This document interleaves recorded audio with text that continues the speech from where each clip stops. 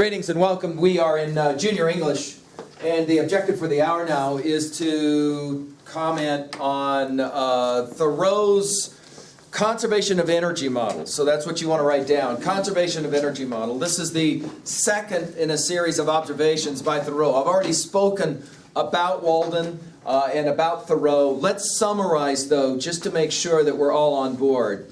And again, I'm working off of the assumption in this series of comments that you've already watched or listened to my lectures on Emerson and now, and as well, the first comments on Thoreau. So now I'm ready to finish those comments. I'll say what I said before, though, because I think it's so important.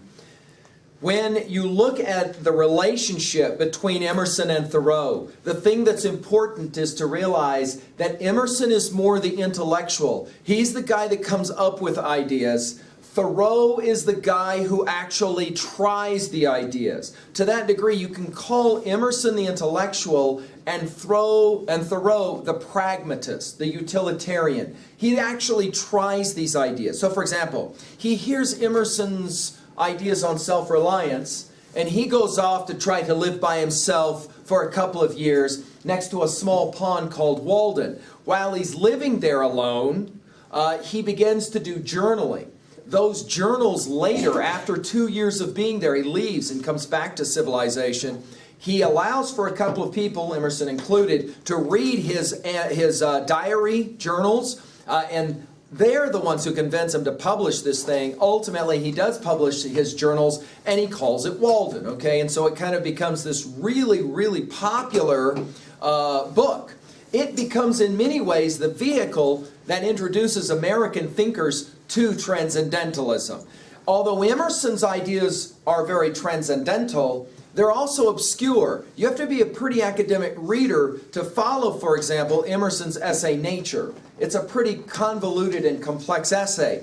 But Thoreau's writing for his day is pretty immediate and to the point, all right? Thoreau will then play the game of transcendentalism, if you will, writ at large. Actually, he tries to live it. How well can I do it? And in the earlier lecture that some of you will have watched, I tell of a student of mine who elected to, for his senior graduation gift to himself, go off to the mountains and live for 2 weeks, for 14 days, saying after the fact that this was far more difficult a project than he thought it would be, because once he got there all alone, he kind of had to come to terms with the fact that he had lived most of his life with other people's voices in his head, always telling him what to do, what to think, who to be, etc. I want to now turn, though, in the final minutes, and I want to talk about one idea of Thoreau's transcendentalism applied. This is a practical idea. So what I'm going to do is I'm going to take Thoreau's transcendentalism, and I'm going to share with you one of his ideas that we often will today call his model of energy conservation. Energy conservation. Now, this is pure transcendentalism, but I share it with students because over the years, students have said, this is a concept that actually I think I can kind of understand and actually try to practice on some level. First of all, I begin with the word picture. Are you at all familiar with those red gas cans that sit on the outside of Jeeps that maybe you've sometimes seen, right? Land Cruisers or Jeeps, you know, where they fill the gas can up with gas in case they're back on the mountain and they run out of fuel. This word picture of energy conservation works best with this kind of word picture, so that's kind of where I'll start. Thoreau will ask of you, and by the way, this is kind of an adaptation of Thoreau. I will be the one presenting this model. When you read Walden, you get a sense of this, though. Thoreau will suggest, or I will suggest through Thoreau, that you have a gas can full of gas. The gas on the inside represents your energy, okay? Assuming a good night's sleep and you're not on dope, and that's a major assumption, right, but it's an important one. When you rise in the morning, your energy levels are completely full, okay?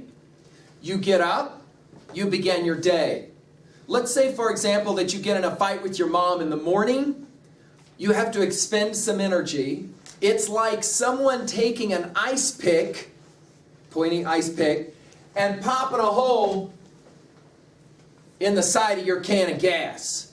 And you start to leak gas. Let's say, for example, you come to school, you have a couple of more altercations, you go through your day, there's some exams you have to take, there's some garbage you got to do after school, some of you maybe have to work, maybe you have to, I don't know, ride your pony, whatever it is that you do. And then finally, when you get to the end of your day, you sit down to do your homework, and your energy level is right there.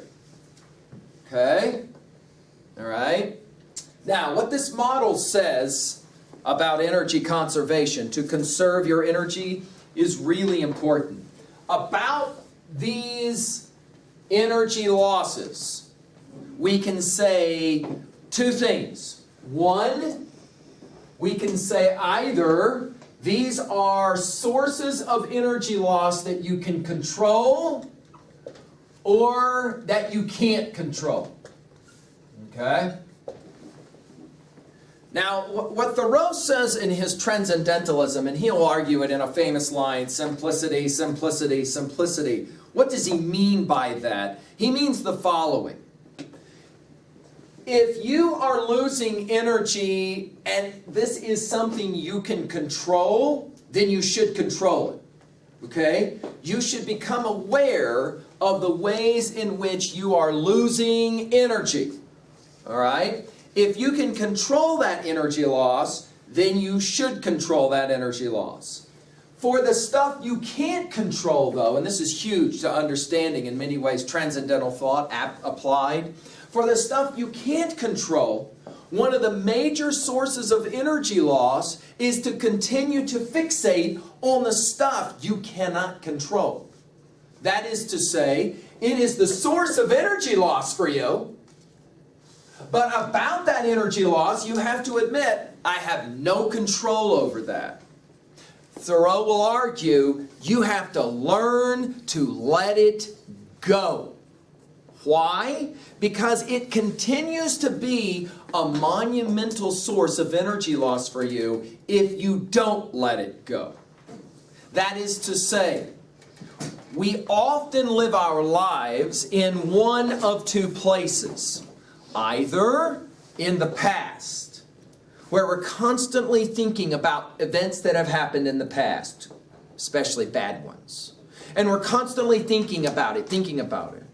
Or we live our lives in the future, always thinking about what's going to come next, source of tremendous anxiety, doing Wally hands, worry. The argument in this model says the following. If you live in the past, you're expending energy worrying about events that have already transpired. If you live in the future, you're always worrying about the events that are about to come, and about that you're losing lots and lots of energy as well, which will account for the reason why you have so little amount of energy. We might say your energy levels are extremely low. About that we say then the following in conclusion. It's a two-part process. One, you need to sit down. I went to the woods because I wish to live deliberately, is the way that Thoreau will say it. You need to sit down and to assess energy loss for you. By the way, this can be a life-transforming activity, Thoreau said. It can change the way you live your life because you're only as good as your energy. I talk to ball players all the time, and they have to admit, you're absolutely right about this. You can't perform at optimum level if you don't have good energy. So the first thing you do is sit down and ask the simple question, how am I expending my energy? Because you don't have a choice. You have to expend your energy. Those holes in the side of your gas can, they have to come. It's inevitable. You're going to expend energy. The question is, how are you expending your energy? And then, of course, follow-up question is, to what degree are you wasting your energy? This is really important for us to think about because Thoreau will argue you only have a certain amount of energy. If you can conserve your energy loss, do it. Because then you will have more energy to be able to perform the activities that for you matter most. I remember giving this lecture and a young lady came in the next day to class. I overheard the conversation. She was talking about how she used Thoreau's gas can model the night before. I was interested. I said, explain to the rest of us. She said, well, it kind of worked out like this. Last night, my guy showed up and he texted me to come outside because I was supposed to go do stuff with him or whatever. The way he always does. And I just texted him back and said, no. He was in the car, in the truck, outside. I just texted him back and said, no. Knock on the door. There he is. Now he's frustrated because he had to get out of his truck. Tells you something about the guy, maybe, huh? And he says, what's going on? And she said, for a moment it hit me that for a really long time, this guy for me had been like shooting a 12 gauge through my gas can. Day after day after day. And it just hit me, she said. It just hit me. It's like that word picture all of a sudden. I was tired all the time, worried all the time, frustrated all the time. And she said, I looked at him and said, look, here's the deal. You're causing me way too much energy loss. I don't want to do it anymore. We're done. And he went, what?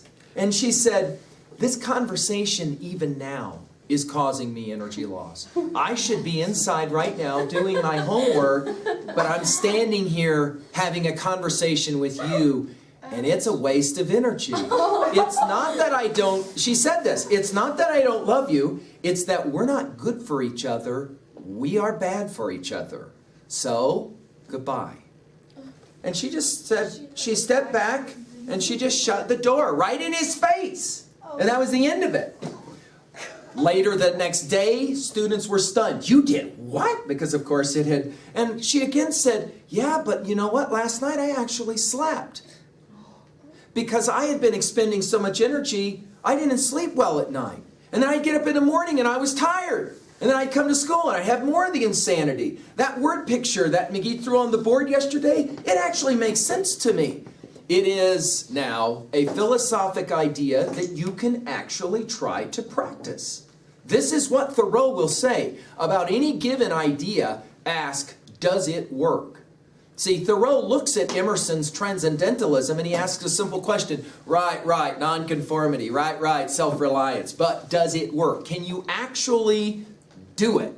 Thoreau says, I'm not going to believe in something I can't actually practice. And so he goes off to live by himself in the woods for 2 years to see if it works. The woods for 2 years. That project for him was less about living in the woods. Notice what he says in conclusion. He says, I went back to civilization for as good a reason as I left it, right? He says, perhaps I had more lives to live.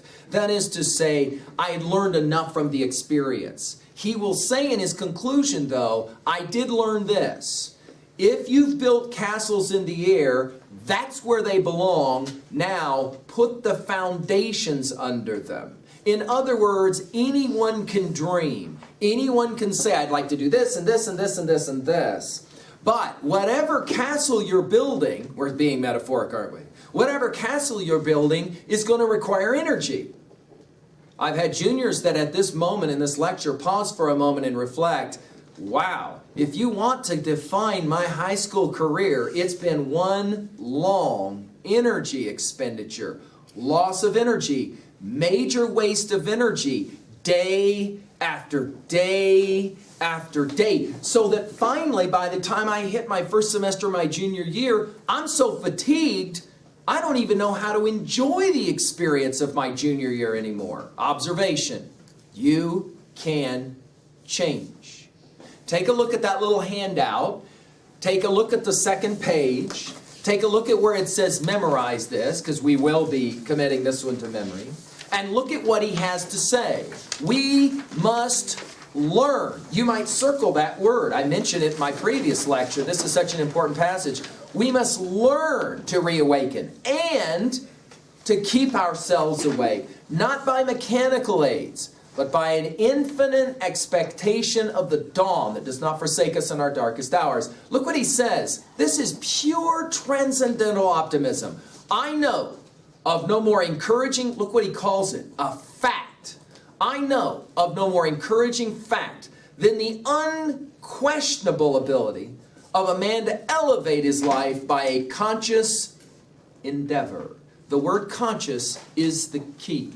We are all engaged in energy loss, that is to say endeavors.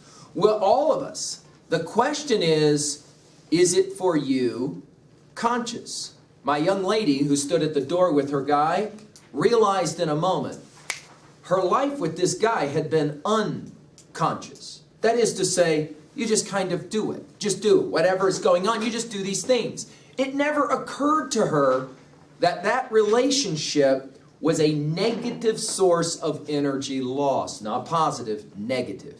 And to that degree, it had to stop. Why stop? Because, and this is what she said later when she was asked about it, it was unhealthy. That is fundamental Thoreau. It was unhealthy. It wasn't positive energy, it was negative energy. And if it's negative energy, knock it off. Because it's of no value. It is hurting you in the end. Now notice how this idea is one you can actually try to practice. This will become, like many other transcendental ideas, why Americans hold to this philosophy. Because it is a practical philosophy. About any given idea, try, does it work? Actually try it. So for example, take yesterday. See, this is wonderful. You can play the game. It's like being in science lab. How much of yesterday can you even remember or recall?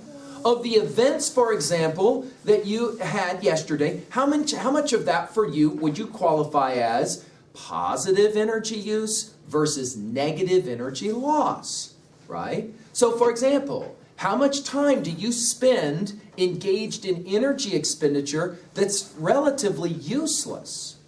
For example, we could hit the print key if we wanted to and cut and paste and hit the print key of all of the text that you sent in the last 3 months.